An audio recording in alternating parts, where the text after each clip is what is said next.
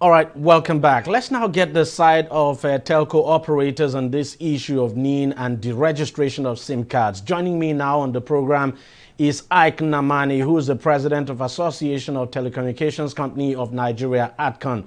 Thank you very much, Ike, for joining us on the program. First off, what exactly is the stance of your association on this?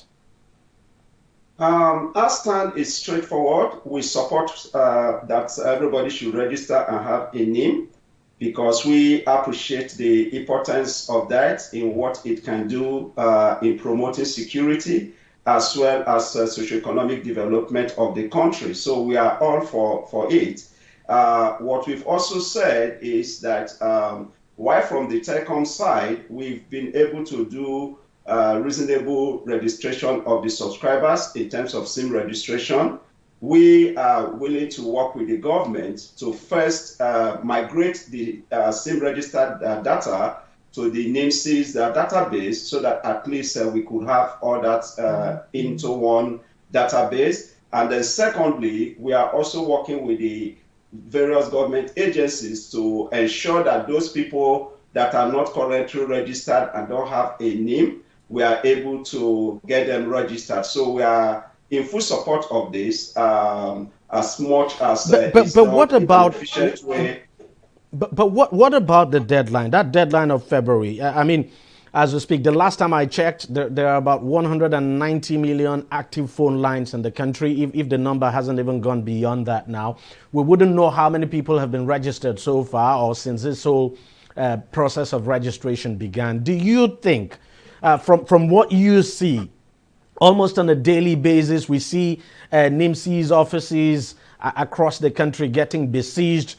And of course, we haven't seen those private organizations now that the government says will come in. They've actually not started operations.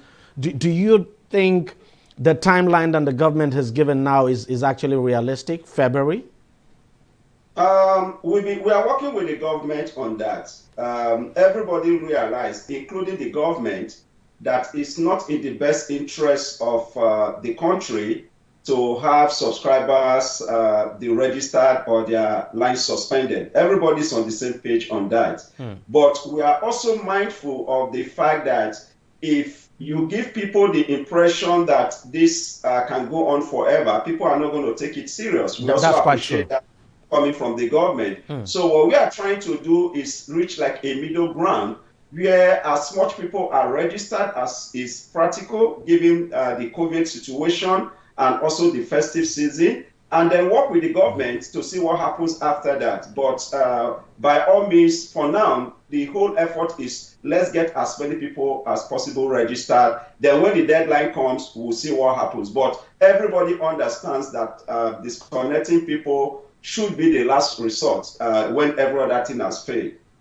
But I'm surprised. I thought by now that your members would also have, started registering people as well. I mean, because that's the impression a lot of people got. A lot of people thought, well, by now some of the telecom service providers would have started registering people as well, so that this thing is done seamlessly, and this mad rush you have at NIMSY's office you wouldn't have that, and the process can then move on seamlessly, and then that timeline can actually be met.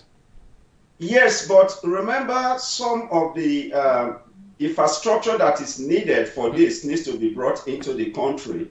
I know a number of our members have actually imported some needed infrastructure to make this happen. Until those are available, you can't do anything about it. That is the reality of the situation. But those of our members that already have existing infrastructure that can be used, they've actually started. It's just that it's not as common as people going to line up in NIMSY's office. So the answer is yes, some small-scale registration given again the present situation where we are within the holidays and then there's COVID rules that has to be fully adhered to. All that is taking place, while at the same time, there's a lot of preparation being made when all the infrastructure is on ground to make this seamless. We are trying to keep people safe. That is the number one priority. We can't overemphasize that safety of the citizens, health-wise, is number one. So no matter the urge and the necessity to have people registered,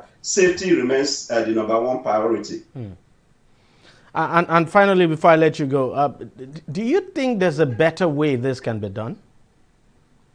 We are exploring all options. The truth is that all options is on the table, and I must say, even from people don't seem to understand this, but because we are fully engaged with the government is also on the same page that every option should be on the table to make this feasible. And so in terms of the better options, one of the easiest way, which we've also tried to do, is to migrate existing data on the telecom side to the NIMC database. If we achieve that, at least we will have nothing less than 40-something million people that already have their NIM fully integrated. There's also some app that NIMC would be launching in a few days' time, where as a subscriber, you could, if you already have your NIM, you could pretty much register all your other numbers using that app. I believe that should be launched in a few days' time, and people will have access to that. So that will take away the need to go to a lot of places or even beseech the telecom operators to have your NIM and your existing phone numbers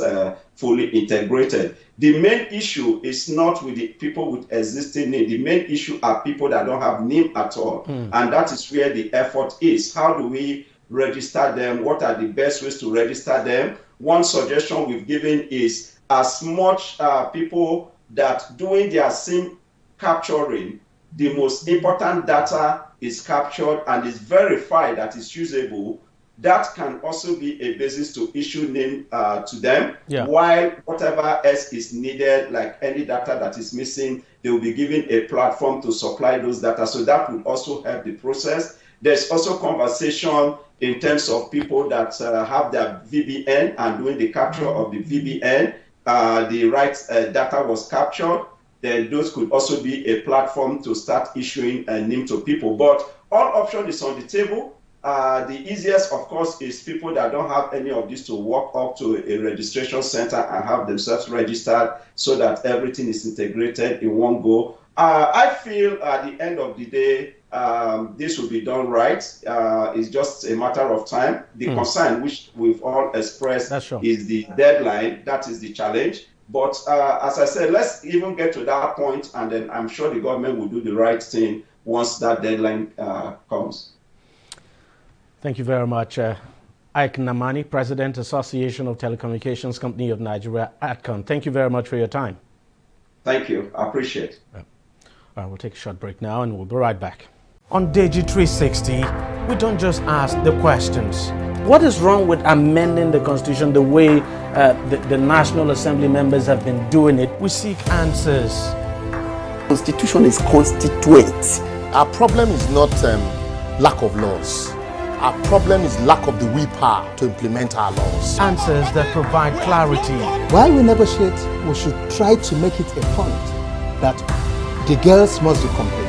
The clarity you need to make informed judgment so that you can make the right decision and take action. People are saying it is you politicians that are responsible for this, that you are the reason why this is happening. All these dollars that call themselves governors in this country. I wish we had people like Tony at the National Assembly. God forbid that I go to join that band. DEJI360, providing clarity to issues.